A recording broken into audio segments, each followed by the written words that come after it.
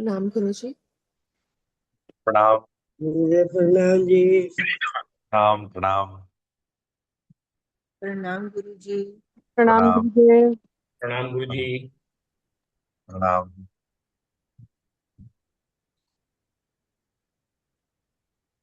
आप सभी लोगों का अभिवादन है, अभिनंदन है। आप सभी लोगों का बहुत बहुत स्वागत है आज के इस सत्र में। आज का सत्र रिवीजन सत्र नंबर 2 है। हम लोग फेज 2 के बारे में आज चर्चा करेंगे। आज भी चर्चा के उपरांत आप लोगों को मेडिटेशन कराया जाएगा। पहले चर्चा होगी। अगर रिवीजन के किसी पॉइंट पर अगर आपको कुछ ना समझ में आया हो तो आप पूछ सकते हैं। मैं रिवाइज कर रहा हूं, ये सारी बातें ऑलरेडी कर ली गई है, ये सारी चर्चा पहले से हो चुकी है।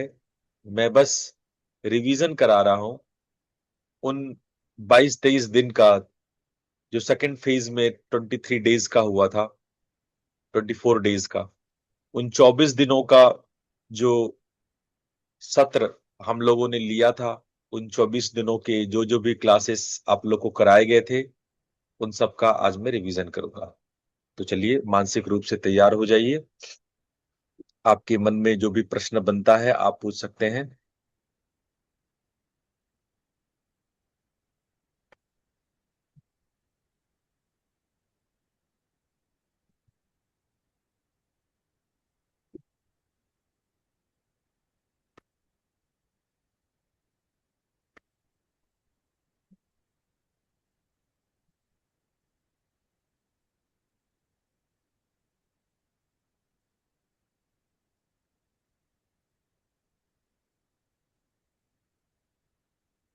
फेज 2, 90 दिन के अनुष्ठान का जो फेज 2 था वो 22वें दिन से 45वें दिन का 24 दिनों का सत्र था। इन 24 दिनों में हमने 24 अलग अलग विषय बताए, जिसमें कि प्राण विज्ञान, हृदय मंत्र शक्ति और नाद यंत्र लय इसमें शामिल था। अब आइए एक बार हम लोग दोहराते हैं कि इन 24 दिनों में हमने क्या क्या देखा था। 22वें दिन से शुरू करते हैं। 22वें दिन हमने ब्रेथ एंड एनर्जी, श्वास और उसमें निहित ऊर्जा पर हम लोगों ने न केवल प्रैक्टिस करी थी बल्कि उस पर चर्चा भी किया था। 23वें दिन हम लोग सेंसेशन प्राणा, प्राण के क्या क्या सेंसेशंस होते हैं, संवेदनाएं होते हैं, प्राण को किस किस प्रकार से आप अनुभूत करते हैं, उस विषय में बातें हुई थी। 24वें दिन हम लोग अनुलोम विलोम की प्रैक्टिस विस्तार से किए थे, उसके बारे में चर्चा किए थे। 25वें दिन हम लोग अष्ट कुंभक, 8 प्रकार के कुंभक के विषय में हमने बातें की थी। 26वें दिन हमने श्वास की कला, श्वास अपने आप में एक कला है, किस प्रकार से है, उस पर चर्चा की थी। 27वें दिन हम लोगों ने एनर्जी के ट्रांसैक्शन पे बातें की थी कि एनर्जी किस प्रकार से ट्रांसफर होता है, लेन देन होता है एनर्जी का, ऊर्जा का व्यापार हमारा दूसरों के साथ और पर्यावरण के साथ किस प्रकार से होता है। 28वें दिन हम लोगों ने इम्प्योर प्राण के विषय में, क्योंकि वो संडे था और संडे के दिन हम लोग अक्सर बाधाओं पे चर्चा करते करते हैं। जो सप्ताह के सारे विषय का जो एक निचोड़ है या प्रश्नोत्तरी पर बातें होती है, तो हम लोगों ने इम्प्योर प्राण पे बातें की थी कि इम्प्योर प्राण क्या है, कैसे है। उसके बाद हम लोग 29वें दिन अनाहत चक्र के विषय में जाने समझे थे। 30वें दिन किस किस प्रकार की फीलिंग और इमोशंस हमारे भीतर होते हैं, उसकी बातें हुई थी। 31वें दिन हम लोग इमोशनल इंटेलिजेंस को समझे थे कि हम लोग किस प्रकार से अपने इमोशंस को बहने नहीं देकर के उसको बुद्धिमानी पूर्वक बहने देना है। हम लोगों ने काफी बातें बुद्धि और इमोशंस के विषय में किया था। 32वें दिन साधना का दिन था, जिसमें मैंने भाव और भावातीत ध्यान कराया था आप लोगों को। 33वें दिन हमने क्रिया शक्ति के विषय में आप लोग को सब विस्तार बताया था कि कितनी प्रकार की क्रियाएं और क्रिया शक्ति क्या है। 34वें दिन मैंने आप लोग को लॉ ऑफ कर्मा, कर्म के सिद्धांत, जिसमें प्रारब्ध कर्म, संचित कर्म और संचयमान कर्म, क्रियामान कर्म के विषय में आपको सब विस्तार बताया था। गीता का उदाहरण देते हुए हमने आपको बताया था कि किस प्रकार से कई प्रकार के कर्म, अकर्म, विकर्म, सुकर्म, इन सबको मैंने समझाया था आप लोगों को। 35वें दिन संडे का दिन था, जिसमें हमने बाधा नंबर 5, साधक बाधक तत्व में हृदय और ब्रेन के जंग को हमने आपको बताया था, कैसे हृदय और मन बुद्धि का जंग, और उसमें कौन जीतता है कौन हारता है, कब और कहां और कैसे और क्या करना चाहिए, क्या उचित है, उचित मार्ग क्या है, ये हम लोग 35वें दिन चर्चा किए थे। 36वें दिन हम लोग मंत्र पे आ गए थे, जिसमें मैंने इस मंत्र का विज्ञान बताया था। 37वें दिन मंत्र को आगे बताते हुए मैंने उस पर मेडिटेशन की क्रियाएं बताई थी कि मंत्र मेडिटेशन, मंत्र ध्यान कैसे हो सकता है। 38वें दिन मैंने मंत्र मातृका और देवता के विषय में बताया था कि मंत्रों में निहित मातृकाएं क्या है, मंत्रों में निहित देवताएं क्या, कौन कौन से होते हैं, कैसे होते हैं, क्या होते हैं, उनकी प्राप्ति कैसे होती है, देवीय शक्तियां कैसे मंत्रों में छुपी होती है। उसके बाद 39वें दिन मैंने आप लोग को कैसे लंबे समय तक बैठा जा सके, लॉन्ग सिटिंग आसना पर विषय पर मैंने चर्चा की थी। वहीं 40वें दिन मैंने भक्ति, भक्ति में क्या क्या रिचुअल्स होते हैं और क्या क्या कर्मकांड होते हैं, उस विषय में हमने 40वें दिन बात की थी। 41वें दिन मंत्र के अनुष्ठान और भक्ति, इन दोनों को मिला करके कैसे साधना की जाती है, इस विषय पे चर्चा हुई थी। और 42वें दिन हमने साधक बाधक तत्वों की चर्चा में हमने भक्ति और भक्ति की बाधाओं पर चर्चा किया था। वहीं 43वें दिन हम लोग यंत्र के विषय में बात करना शुरू किए थे, इसमें मैंने नाद सूत्रों को लिया था। नाद सूत्रों में जो यंत्र के बारे में जो चर्चा है, उन सूत्रों की 5-7 सूत्र की चर्चा की थी। मैंने स्पिरिचुअल मंडल के बारे में, लोक लोकांतर के बारे में 44वें दिन बात किया था। और 45वें दिन मैंने लय योग के विषय में आपको सब विस्तार से बताया था कि लयता क्या है और लय योग की प्राप्ति आप कैसे कर सकते हैं। मेरी आवाज प्रॉपर आ रही है या आवाज कम आ रही है? आ रही है गुरुजी, आ रही ठीक है, ठीक आ रही है। ठीक है। तो इस प्रकार से हमने फेज 2 आप लोग के सामने इसका सब विस्तार मैंने रखा कि किस प्रकार से हम लोग फेज 2 को प्रैक्टिस किए थे। अब हम उन ग्लिम्स को उठाएं जो बहुत इंपॉर्टेंट थे इन दिनों फेज 2 में, ताकि आपकी रिवीजन पूरी हो सके।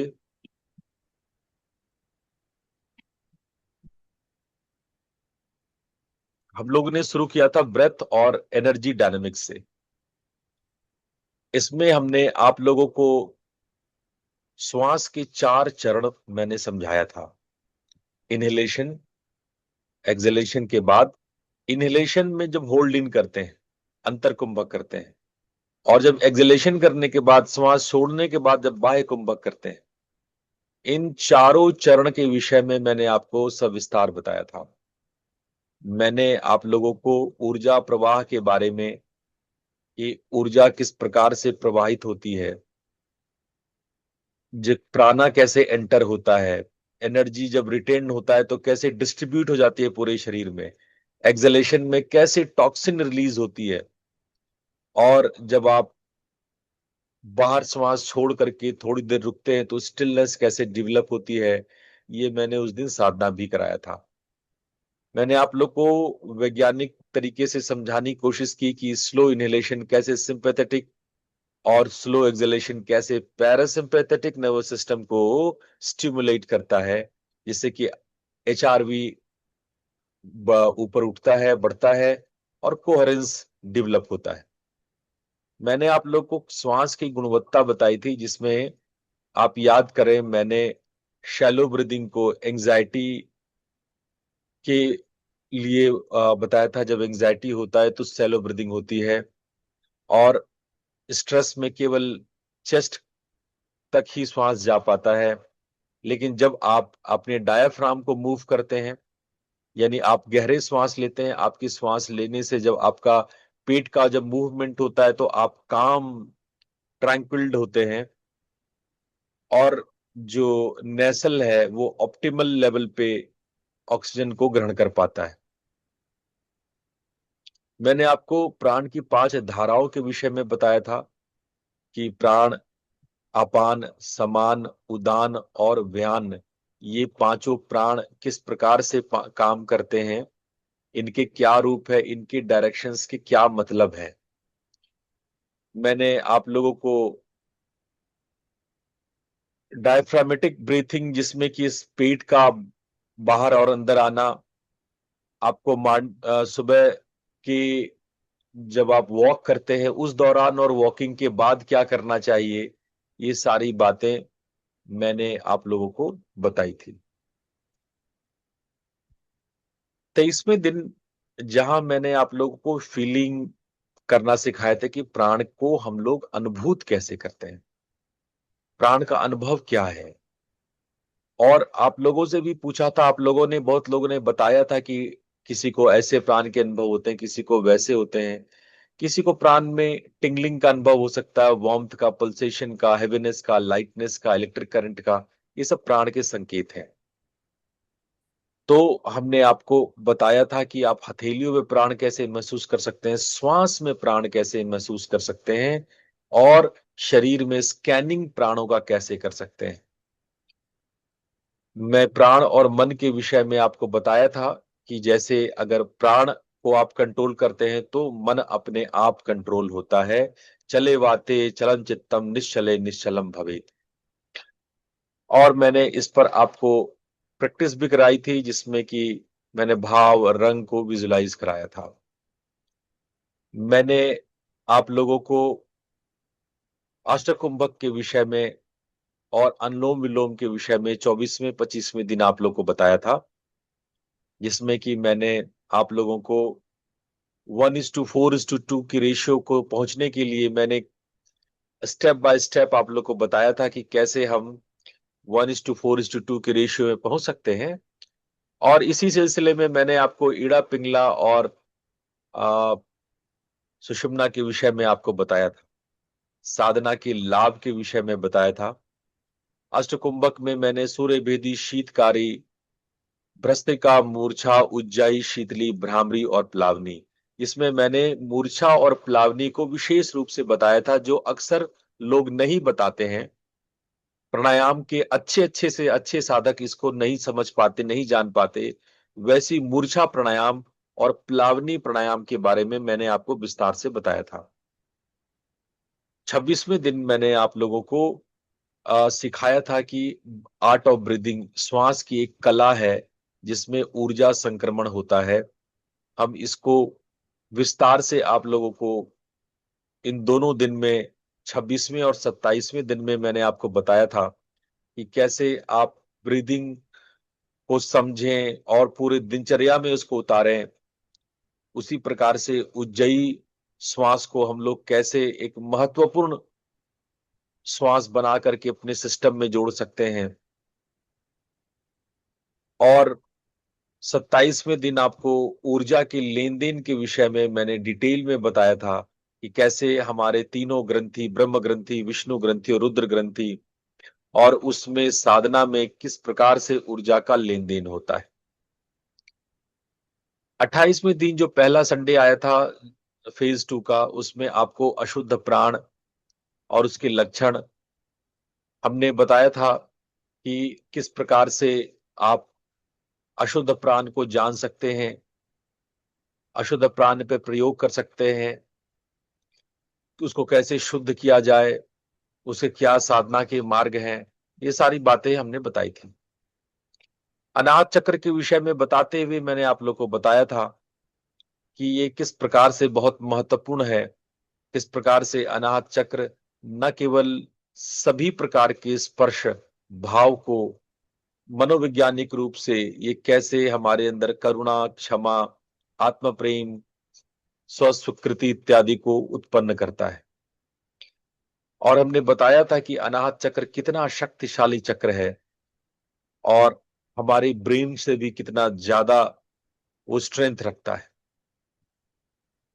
मैंने आप लोग को बताया था कि अगर आप अपने छाती को संतुलन कर सकते हैं तो आपको अनहत नाद सुनाई पड़ सकता है।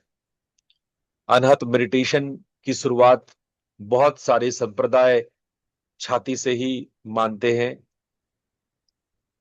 30वें दिन मैंने आप लोग को इमोशनल इंटेलिजेंस के विषय में बताया था।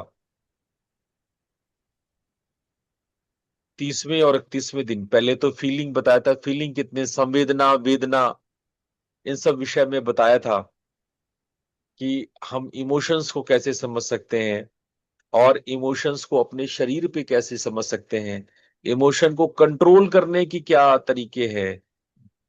इमोशनल इंटेलिजेंस में मैंने self awareness, self regulation, motivation, empathy, social skills, ये सारी बातें कि आप अपने जीवन को कैसे सुदृढ़ कर सकते हैं।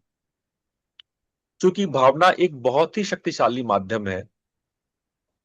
आपका जीवन पूरा भावना के इर्द गिर्द घूमता है। आपको अपने होने का अनुभव भी इसी फीलिंग से पता चलता है। तो क्या संवेदना और क्या भावना, इन सब को विस्तार से हमने समझा जाना और उसके कुछ प्रैक्टिकल अनुभव भी हमने 30वें और 31वें दिन किया था। और उसी के फलस्वरूप हम लोग भाव और भावातीत साधना अगले दिन हम लोगों ने किया। भाव को समझा, भाव के प्रकार को समझा, भाव के अतीत यानी भाव के बियॉन्ड हो जाना, परे चले जाना क्या होता है, कैसे होता है, इसको हम लोगों ने जाना। हमने साधना की में इनको क्रम से प्रैक्टिस किया कि कैसे हम लोग विटनेस होते हैं, उसको डिसॉल्व करते हैं, कैसे भावनाओं को हम एक्सपैंड करते हैं और उसमें कलर्ड होते हैं। इन सब को भाव जागृति के विधि को सीखा और बहुत डिटेल में प्रैक्टिकल इंटीग्रेशन हम लोगों ने भाव और भावातीत साधना के विषय में जाना। 33वां और 34वां दिन आता है जिसमें आप क्रिया शक्ति और कर्म विज्ञान के विषय में जानते हैं। मैंने क्रिया शक्ति में आप लोग को बताया था कि आपकी क्रिया जब आप स्वाभाविक, स्वतः और सजगता के साथ कोई कर्म करते हैं तो वो कैसे क्रिया बन जाता है। इच्छा, ज्ञान और क्रिया, ये तीन चीजों को मैंने विस्तार से बताया था। ये तीन प्रकार की शक्तियां होती हैं और कर्म योग, हर कर्म को, क्रियाओं को जब हम अलाइंड कर देते हैं कर्म योग से, कर्म योग को मैंने बताया था किस प्रकार से निष्काम होना, आप लोग का समत्व को प्राप्त कर लेना, किस प्रकार से किसी भी हार जीत, सुख दुख, लाभ हानि, इन सब में आपका सम रहना और हर एक क्रिया को कुशलता पूर्वक से, होश पूर्वक से, उसको कर्मठता से उसको पूर्ण करना, यही कर्म योग है। इसको सिखाते हुए मैंने आप लोगों को साधना में क्रियाओं के विषय में बताया था कि फिजिकल क्रिया, प्राणायाम क्रिया, मंत्र क्रिया और मुद्रा क्रिया। उसके बाद मैंने आप लोगों को लॉ ऑफ कर्मा के विषय में 34वें दिन बहुत डिटेल में बताया था, जिसमें कि संचित कर्म, प्रारब्ध कर्म और क्रियामान कर्म के विषय में आप लोग को बताया था कि किस प्रकार से जैसा आप बोते हो वैसा फल पाते हो। मैं आप लोगों को बताया था कि किस प्रकार से कर्म से हम कर्म फल को समझ सकते हैं, दूसरे जन्म की या अगले जन्म की या पिछले जन्म को कर्मबद्ध रूप से समझ सकते हैं। मैंने आपको बताया था कि ये जन्म आपका पिछले जन्म का पार्ट 2 नहीं है। This is not the part 2 of the previous birth. मैंने आपको समझाया था कि किस प्रकार से कर्माशय बनते हैं।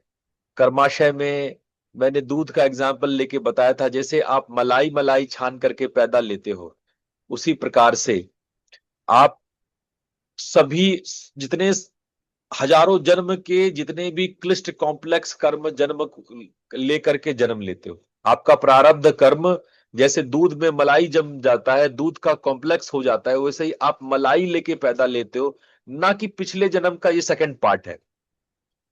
ये जन्म जो आपका है वो पिछले सभी जन्मों का सबसे कॉम्प्लेक्स जो मलाई है उसको लेके जन्मे हो आप। ये आपका पिछले जन्म का पार्ट टू नहीं है।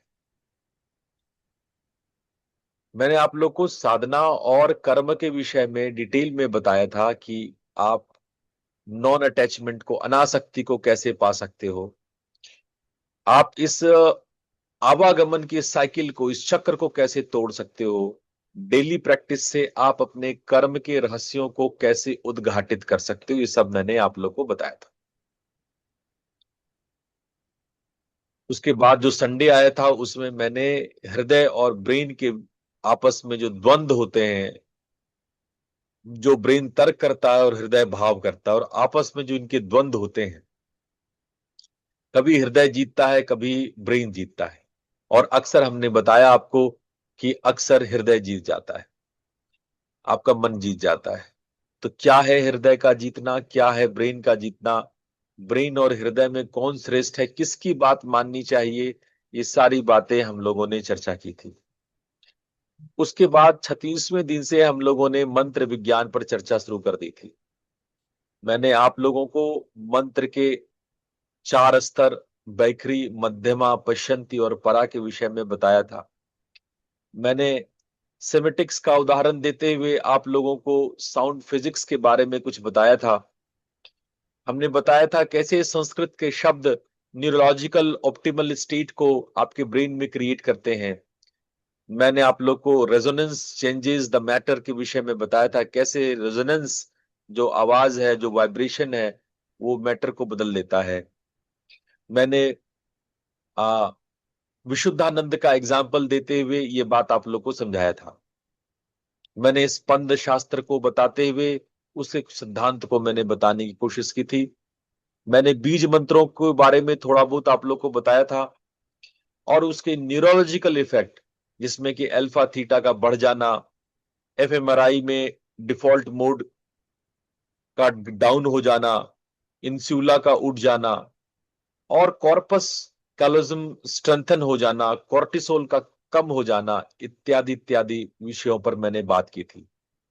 मंत्र के विशिष्ट 6 अंग, जो ऋषि, छंद, देवता, बीज, शक्ति और कीलक है, इस विषय में मैंने डिटेल में आप लोगों से बातें की थी। अनुष्ठान में हम मंत्रों का प्रयोग कैसे करते हैं, अनुष्ठान किस प्रकार से किया जाता है, पुरस्चरण किस प्रकार से किया जाता है, मंत्रों में हम तर्पण और मार्जन कैसे करते हैं, मंत्रों का दशांश हवन, हवन का दशांश तर्पण और तर्पण का दशांश मार्जन, ये अनुष्ठान की विधि मैंने आप लोग को बताई थी। मंत्र में ध्यान कैसे हो, ये भी मैंने 37वें दिन आप लोग को बताया था कि जप के कितने प्रकार होते हैं, वाचिक, उपांशु, मानसिक, अजपा, इन सब विषय में आप लोगों को मैंने डिटेल में बताया था। मंत्र के मेडिटेशन में कैसे मंत्र को हम महत्वपूर्ण बना सकते हैं, कैसे मन को खींच खींच कर बार बार मंत्रों में ला सकते हैं, ये बताया था। जब माला का विज्ञान में आप लोगों को समझाया था कि ये 108 क्यों होते हैं, ये सारी बातें मैंने आप लोग को विस्तार से बताई थी। अजपा जप के विषय में आप लोग को बताया था कि जब मंत्र अपने आप भीतर होने लगे, उनमें से आप में से एक साधिका ने ये कहा था कि उनके अंदर मंत्र 24 घंटे होते रहते हैं। तो मैंने अजपा के सिद्धांत को बताया था कि अजपा का सिद्धांत क्या है, सोहम क्या है। हम लोग 21,600 बार श्वास लेते हैं, और उस सहजता में अगर हम मंत्र को जोड़ लेंगे तो क्या चमत्कार हो सकते हैं।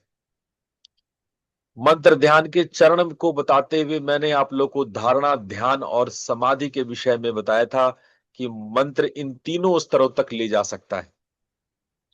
हम क्या कॉमन मिस्टेक्स करते हैं मंत्र में, कभी बहुत जल्दी जल्दी पढ़ने लगते हैं, कभी हम बीजाक्षरों को चूक देते हैं, कभी बहुत मैकेनिकल करते हैं, मंत्र हाथ में चलता है, दिमाग कहीं और चलता है। कोई कभी कभी बिना भावना के कर लेते हैं, कभी कभी आप फोन पे भी बात कर लेते हो, बाहर भी बात कर लेते हो, है ना।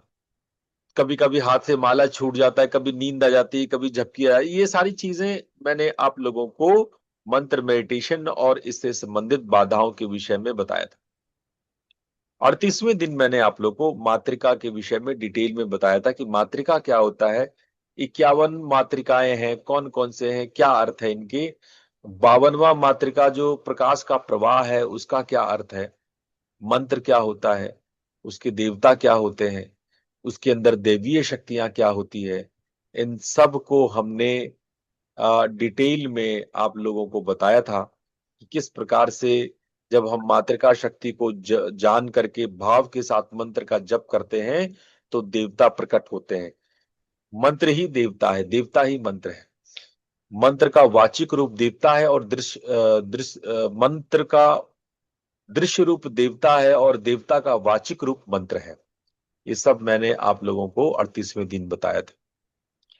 39वें दिन मैंने आप लोगों को आसन कैसे हम देर तक बैठ सकें, लंबे देर तक हम साधना कर सकें, लंबे देर तक हम आसन लगा करके कैसे ध्यान कर सकें। कई लोग 10 मिनट 15 मिनट के बाद उनके शरीर में दर्द होने लगता है, परेशान होने लगते हैं।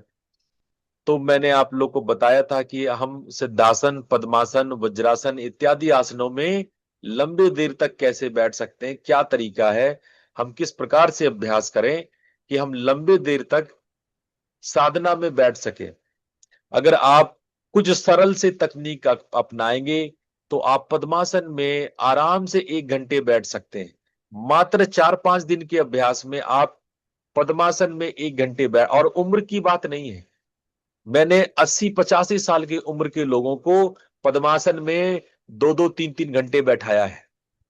तो ऐसा नहीं है कि आप नहीं बैठ सकते। आप ये वो नहीं कह सकते मेरे पैर में दर्द है साहब, मेरे को जो है वो घुटने में दर्द रहता है, मेरे को पैर में चलना, ये सब बहाने हैं।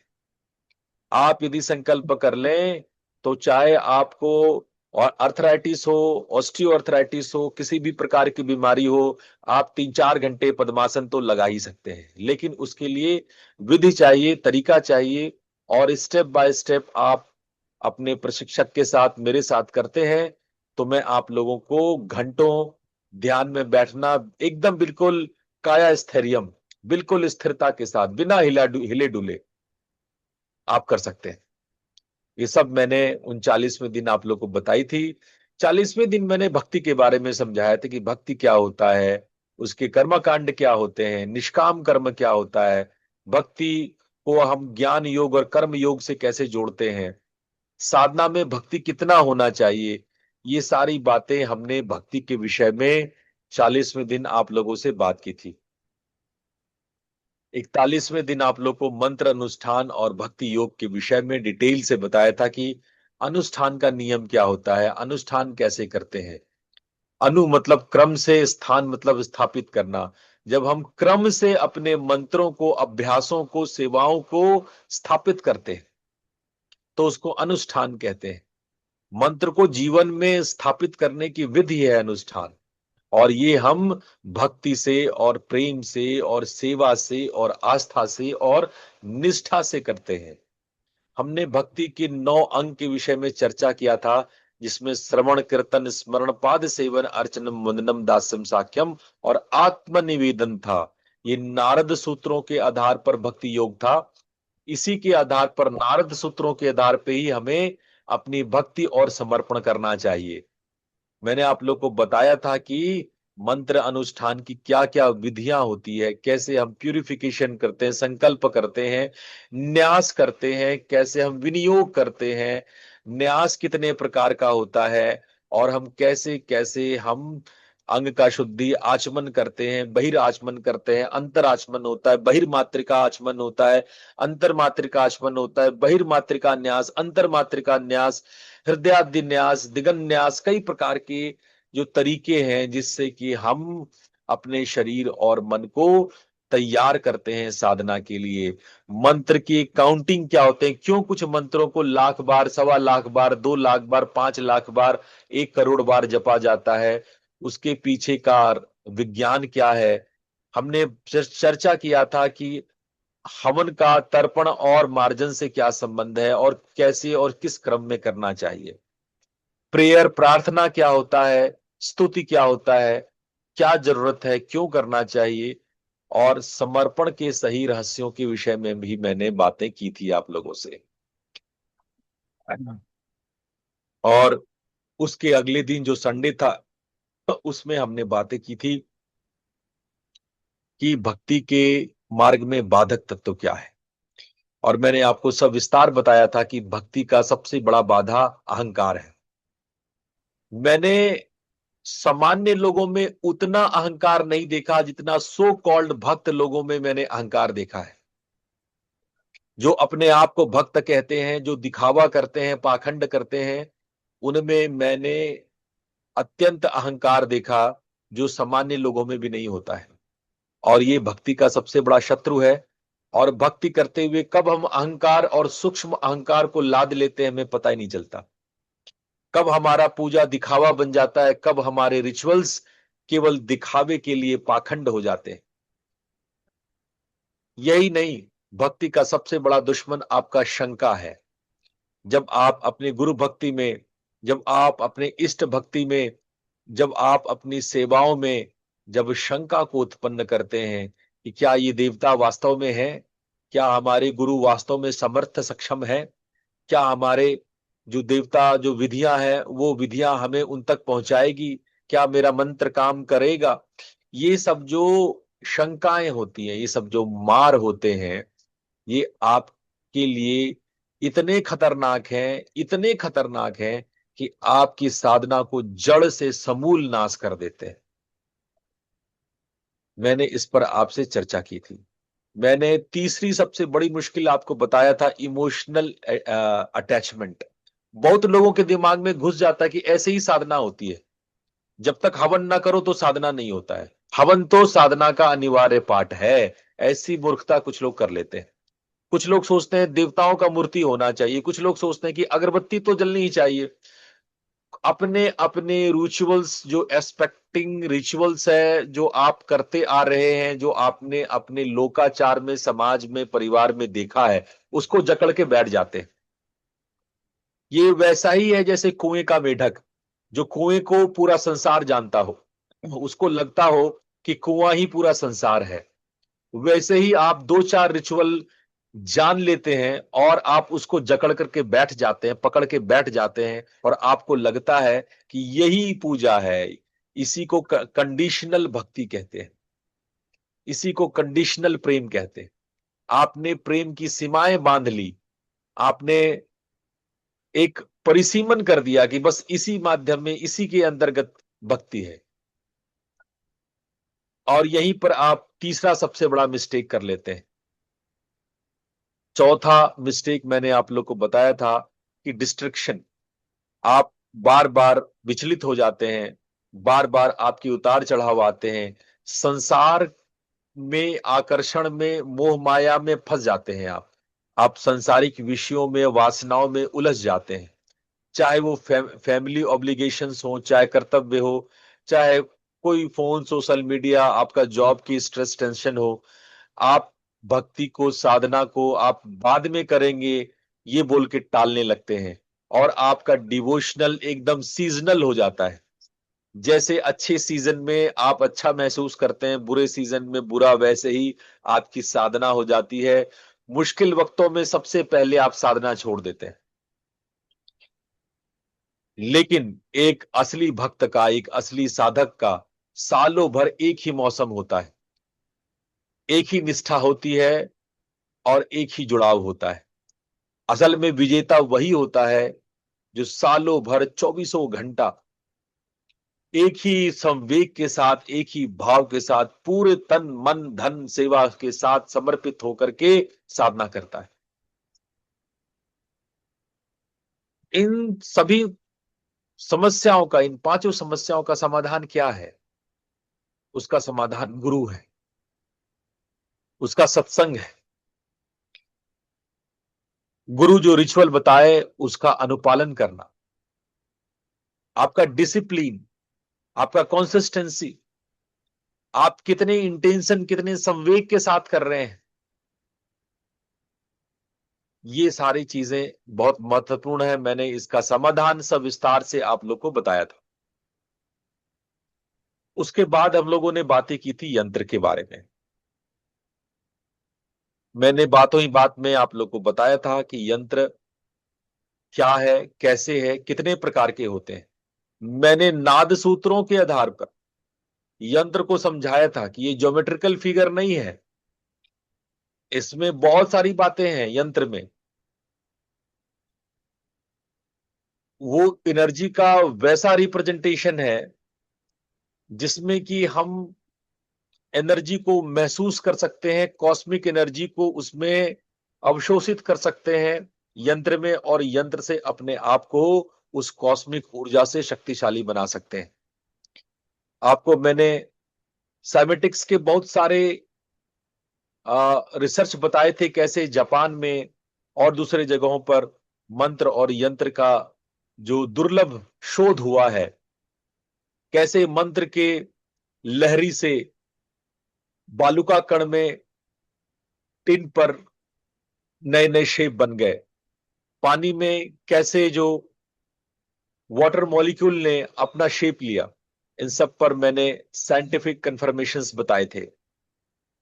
फिर मैंने आपको श्रीयंत्र के विषय में बताया था कि श्रीयंत्र जो 9 इंटरलॉक ट्रायंगल्स की ओर, जो 5 ऊपर की ओर 4 नीचे की ओर जो ट्रायंगल होते हैं, इसमें 43 स्मॉल ट्रायंगल होते हैं, सेंटर पे बिंदु होता है जिसको हम लोग परानाद कहते हैं, और जो उसके कॉम्प्लेक्स ज्योमेट्रिकल स्ट्रक्चर के विषय में आप लोग को बताया था।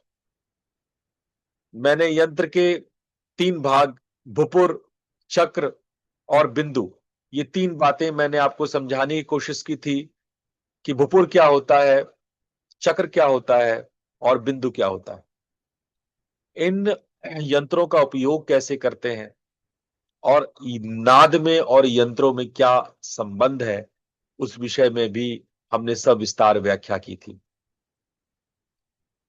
मैंने अगले दिन आप लोगों को स्पिरिचुअल मंडल के विषय में बताया था कि मंडल क्या है, कितने प्रकार का होता है, जिसमें मैंने सर्कुलर मंडल को सविस्तार बताया था, और जो साइकी का जो सहज स्वाभाविक एक्सप्रेशन, उसको समझाने की कोशिश की थी। मैंने तिब्बतन मंडल के विषय में, श्रीचक्र के मंडल के विषय में उदाहरण देते हुए, समझाते हुए शरीर और मंडल के विषय में बताया था। हम शरीर को मंडल कैसे बनाते हैं, नेचर को मंडल कैसे बनाते हैं, ड्रीम के मंडल्स क्या होते हैं, ये भी मैंने उदाहरण सहित समझाया था। मैंने नाद और मंडल के विषय में सविस्तार बताया था कि नाद से मंडलों की उत्पत्ति कैसे होती है, नाद अपने आप में इनविजिबल ज्योमेट्री कैसे है, और ये आपके चारों ओर के ऑरा को कैसे एक शानदार मंडल में परिवर्तित करता जाता है। मैंने आपको ध्यान में मंडलों को निर्मित कैसे की जाती है, इसमें बिंदु क्या होता है, वरिवस्या रहस्यम के रेफरेंस से मैंने आप लोगों को बताया था। मंडल का चित्रण पर साधना कैसे की जाए, इस विषय में भी हम लोगों ने चर्चा की थी। कॉस्मिक मंडल, जिसे लोक लोकांतर कहते हैं, भू भुव स्व, जना तपा मह, ये सब के विषय में हमने कॉस्मिक मंडल के विषय में चर्चा की थी। हम लोगों ने लय योग को नाद सूत्रों में समझा था कि लय क्या होता है, लय के 4 प्रकार, मंत्र लय, नाद लय, बिंदु लय और शक्ति लय के विषय में सूत्रों के साथ साथ हम लोग समझे थे। हमने सन्मुखी मुद्रा से कैसे नाद लय हुआ जा सकता है, नाद के सूत्रों के आधार पे जो 4 नाद हैं, वैखरी, मध्यमा, पश्यंती और परा, इसको डिटेल में समझे थे। मैंने अनाहत नाद को बताया था कि कैसे अनाहत अनहद है, और कैसे हम लोग इसको अनुष्ठान से जोड़ सकते हैं, और कैसे संपूर्ण अनुष्ठान का ये केंद्र है, यही हाइट है, इसी को पाना उद्देश्य है। मेरे जीवन भर की साधना यही नाद है जिसको मैं अलग अलग तरीके से, अलग अलग भाषा में, अलग अलग उदाहरणों के साथ, अलग अलग टॉपिक्स के साथ मैं जो भी बताता हूं वो नाद सूत्र ही है, वो नाद में तल्लीनता ही है। मैंने फेज 2 की 3 बड़ी बाधाओं पर आप लोग पे चर्चा किया था और उसका समेकित विश्लेषण किया था। मैंने बताया था कि अशुद्ध प्राण क्या है, बाधाएं क्या हैं उसकी, क्या टॉक्सिक इमोशंस या खराब खाना, खराब स्लीप, पोल्यूशन। इस विषय में, अशुद्ध प्राण के विषय में बातें करते हुए हमने उसका समाधान आप लोग को बताया था कि किस प्रकार से नाड़ी शोधन, सात्विक फूड, नेचर के साथ जुड़ना, कपालभाति इत्यादि प्रत्याहार मैंने आप लोगों को समाधान में बताया था। दूसरी सबसे बड़ी बाधा जो मैंने हार्ट और ब्रेन के विषय में आप लोग को समझाया था कि कैसे हम तर्क और भाव में किसी एक को चुनते हैं, जहां हेड इन्फॉर्म करता है और हृदय डिसाइड करता है। श्रद्धा और इस विवेक की इस जोड़ी को मैंने पूरे विस्तार से बताया था। भक्ति की बाधा और उसमें जो उत्पन्न समस्याएं हैं, चाहे ईगो हो, मैकेनिकल रिचुअल हो, डाउट हो, वर्ल्डली पुल हो, इन सब को मैंने आप लोग को समाधान के रूप में डिटेल में आप लोग को बताया था। अगर हम फेज 2 को समेकित रूप से देखें तो 22वें से 28वें दिन जहां प्राण खंड था, प्राण के विषय में बातें हुई थी, वहीं 29वें से 35वें हृदय के विषय में बात हुई थी। 36वें से 42वें दिन मंत्र के विषय में बात हुई थी और 43वें से 45वां दिन नाद और लय के विषय में बात हुई थी। ये 4 बेसिक विषय था फेज 2 के बारे में। आप समझ सकते हैं कि कितना महत्वपूर्ण विषय ये रहा होगा, कितना महत्व का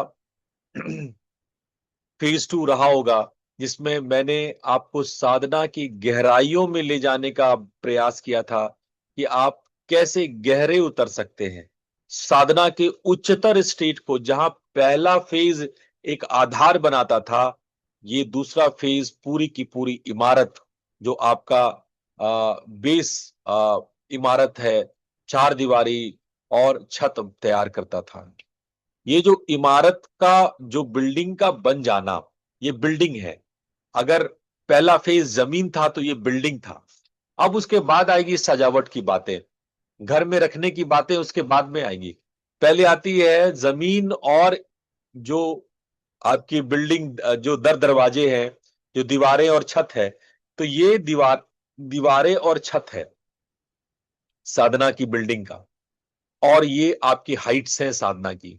मैंने गहरी से गहरी साधना आप लोगों को मंत्र और नाद के विषय में, प्राण और हृदय के विषय में आप लोग को बताया।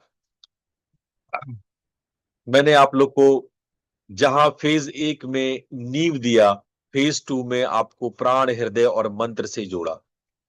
साधक और अगले फेज में जब हम आपको नाद की गहराई में उतारेंगे, तब मैं आप लोग को फेज 3 का जब रिवीजन कल करवाऊंगा तो मैं आप लोग को बताऊंगा कैसे उस भवन में क्या रखा जाए, भवन के अंदर में क्या सजाया जाए, सोफा, बिस्तर, सजावट, किचन के सामान। वो सब अगले फेज में जब कल मैं रिवीजन करूंगा तो फेज 3 में बताऊंगा। तो इस फेज में प्राण सिद्धि के विषय में आप ब्रेथ की मास्टरी कैसे कर सकते हैं, प्राणा सेंसिंग कैसे कर सकते हैं, कुंभक के प्रैक्टिसेस और 8 जो अष्ट कुंभक है उस विषय में मैंने बताया था। हृदय कैसे अनाहत ओपन कर सकते हैं, कैसे इमोशनल इंटेलिजेंस बढ़ा सकते हैं, भाव और भावातीत ध्यान क्या होता है, कर्म की क्लैरिटी मैंने हृदय के विकास में बताया। मंत्र शक्ति क्या है, मंत्र का साइंस क्या है, मंत्र देवता अनुष्ठान क्या है, भक्ति को कैसे हम इंटीग्रेट करें, ये मंत्र शक्ति में बताया। और फेज 3 में आगे हम आप लोग को हम बताएंगे कि कैसे हम घर की सजावट को बना के रखते हैं। तो आप देख सकते हैं कि हमने किस प्रकार से आप लोगों को सेकंड फेज में ध्यान की गहराई में उतारने का अभ्यास प्रयास किया था कि आप कैसे स्थिर होकर के गहरे साधना में बैठ सकते हैं, कैसे हृदय और मन की बाधाओं को शांत कर सकते हैं, कैसे अपने जीवन को समुचित और समेकित साधना के अनुरूप बना सकते हैं। आप ये शिकायत नहीं कर सकते कि मैं कामकाजी इंसान हूं, मैं साधना नहीं कर सकता, मैं रोगी हूं, मैं साधना नहीं कर सकता, मैं जॉब करता हूं, मैं परिवार में रहता हूं, साधना नहीं कर सकता। मैंने इन दोनों फेज में आप लोगों को एहसास करा दिया कि आप जहां हैं, जैसे हैं, साधना कर सकते हैं। आप चाहे किसी भी परिस्थिति में हो, आप साधना निश्चित रूप से कर सकते हैं। मैंने वो हर तरीके से आपको समझाने की कोशिश की। अब आइए, समय है कुछ अनुप्रेक्षा कर लेने का, उन विषयों पर ध्यान देने का जो आपके सेकंड फेज का साधना था। स्थिर होकर के बैठ जाइए।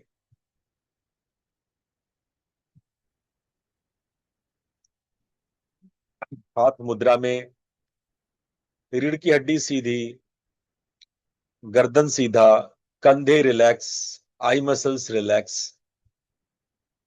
शरीर को ध्यानात्मक स्थिति में लाइए। सहजता से आंखें बंद। बंद आंखों से पूरे शरीर की परिकल्पना कीजिए। आपका पूरा शरीर बिल्कुल सहज और सजग है।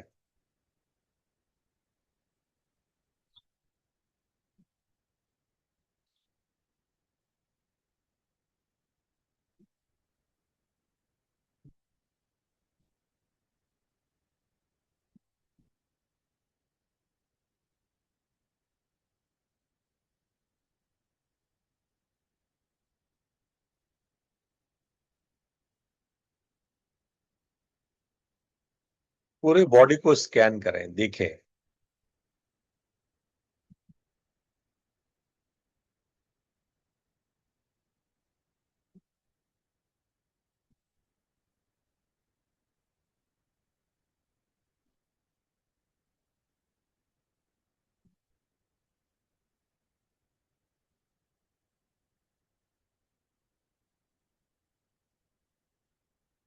शरीर को धीरे धीरे काया स्थैर्यम में, स्थिरता में उतारते जाइए।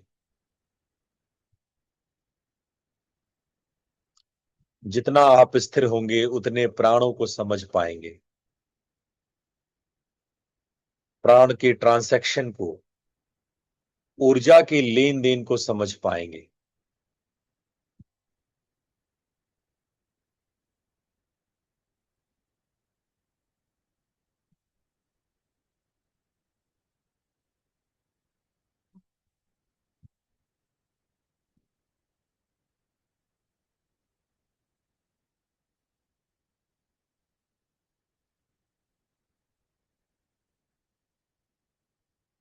श्वास के प्रति सजग बनिए। आते जाते श्वास को देखिए।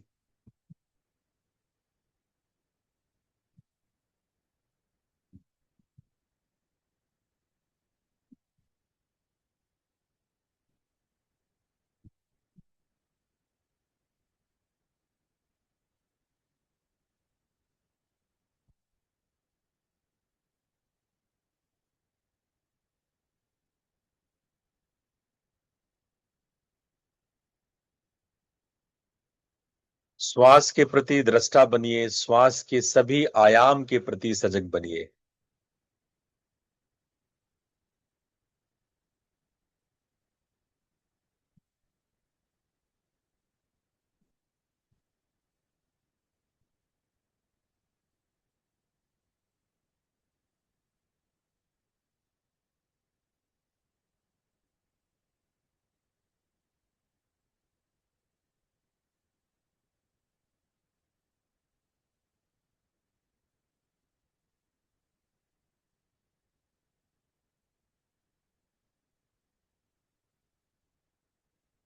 श्वास के अंतराल के प्रति सजग बनिए।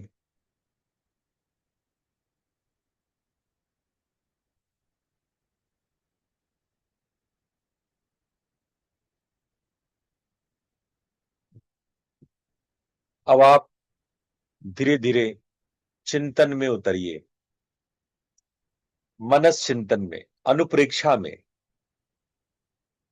आप अगले 2 मिनट तक चिंतन कीजिए,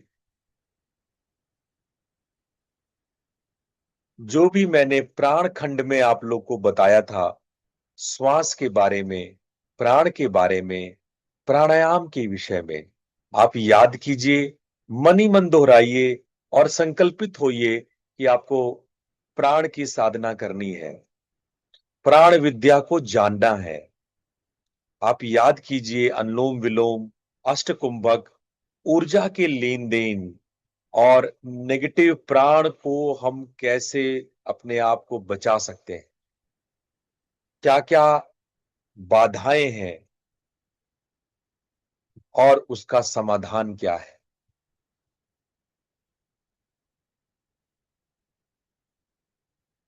चिंतन करें, मनन करें, श्रवण मनन निदिध्यासन, मनन आवश्यक है, मनन करें।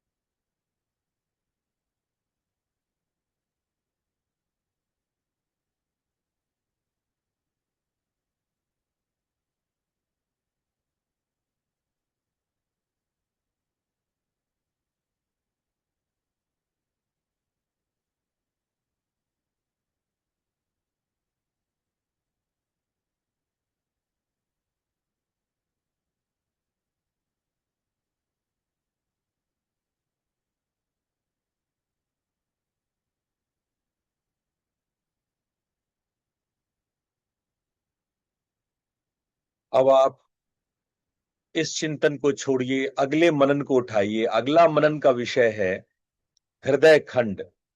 मैंने आप लोगों को भावनाओं के विषय में, संवेदनाओं के विषय में सब विस्तार से बताया था। क्या है संवेदना, क्या है सेंसेशन, क्या है फीलिंग, क्या है भावना। चिंतन मनन कीजिए, मनन कीजिए भाव, भावना और भावनातीत।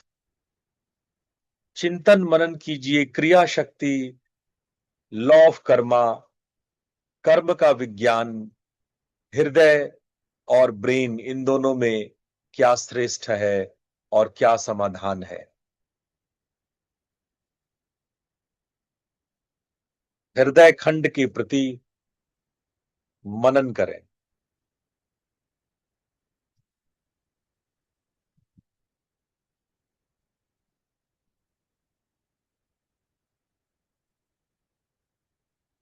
विचारों को अन्यत्र न जाने दें, केवल विषय पर ही चिंतन मनन करें। आपका विषय हृदय खंड है, भावना, अनुभव, संवेदना, वेदना, भाव, भावातीत, क्रिया शक्ति, कर्म का सिद्धांत इत्यादि।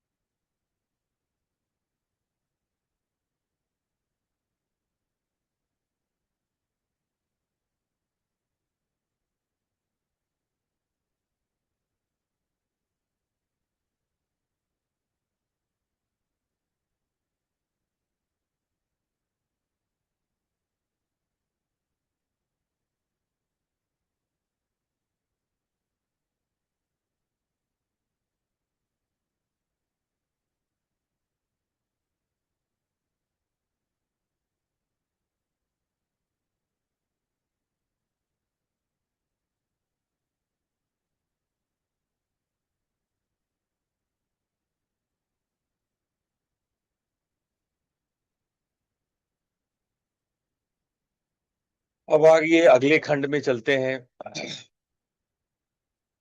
अगला चिंतन का विषय मंत्र है। मंत्र के विज्ञान के विषय में जप तप मात्रिका और उसको भक्ति के साथ कैसे जोड़ें, अनुष्ठान कैसे करें, इन सब विषयों पर आप सब विस्तार से चिंतन मनन करें। कैसे लंबे देर तक आसन में बैठ करके भक्ति साधना की जाए, भक्ति रिचुअल्स की जाए, मंत्र जप मात्रिका देवता आदि की साधना उपासना हो सके, इस पर चिंतन मनन करें।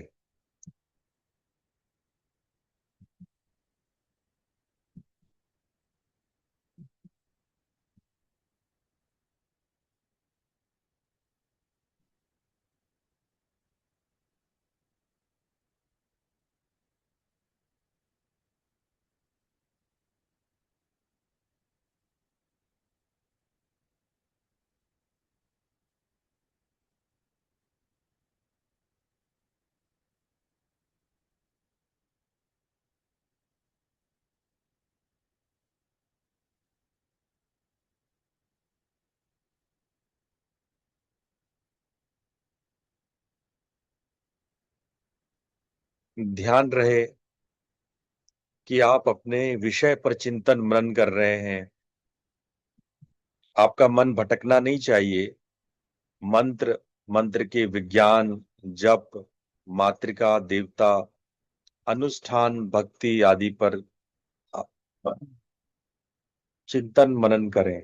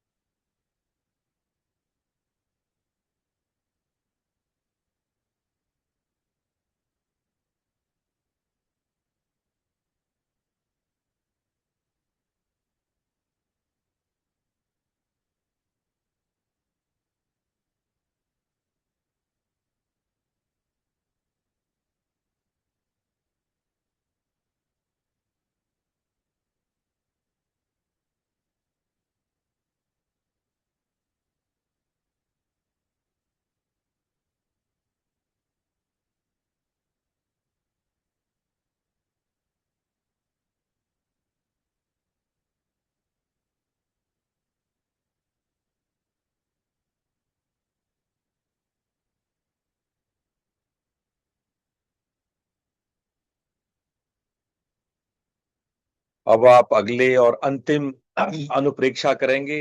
अगला चिंतन, अगला मनन आपका है नाद खंड। नाद खंड में मैंने आप लोग को यंत्र के विषय में, मंडल के विषय में, लोक लोकांतरों के विषय में, उनमें लय कैसे हुआ जाए, लयता के विषय में बताया था। मैंने बताया था प्राण भावना मंत्र ये नाद में परिणत हो जाते हैं, और नाद जब नाद में जब आप लय होते हैं तब आप समाधि को प्राप्त होते हैं। तो इस नाद के विषय में जो लयता उत्पन्न करता है, जो यंत्र मंत्र मंडल, इन सभी तंत्रों का ध्येय है, इन सभी तंत्रों का उपास्य है, इन सभी तंत्रों का लक्ष्य है। इस नाद के विषय में आप 2 मिनट चिंतन मनन करें।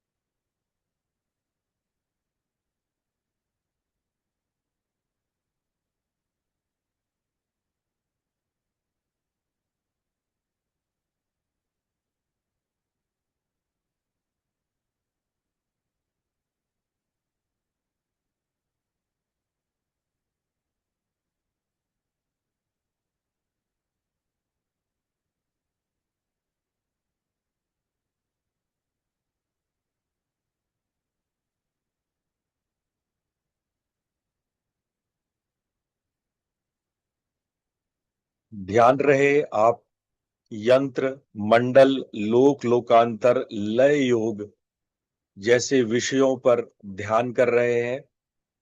नाद सूत्रों में नाद साधना के विषय में जो बातें हैं उस पर चिंतन मनन कर रहे हैं। मन के भटकाव से बचे और विषय पर ध्यान करें।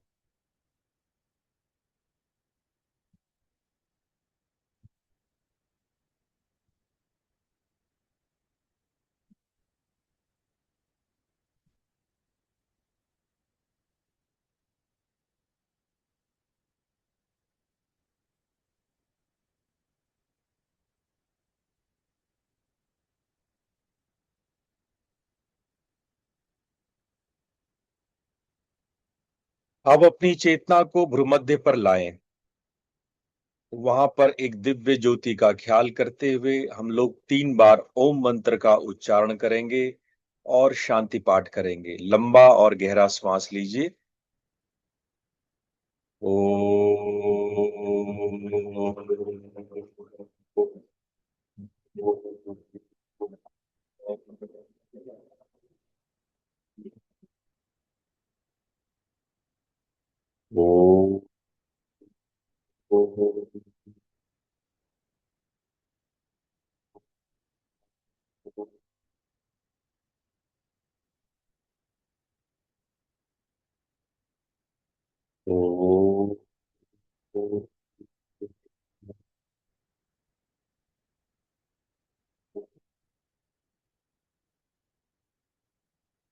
ओम असतो मा सद्गमय तमसो मा ज्योतिर्गमय मृत्योर्मामृतं गमय।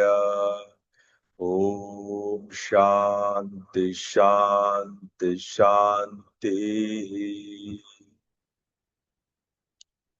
दोनों हथेलियों को रगड़ते हुए अपनी आंखों पर रखें और धीरे से अपनी आंखें खोल लें।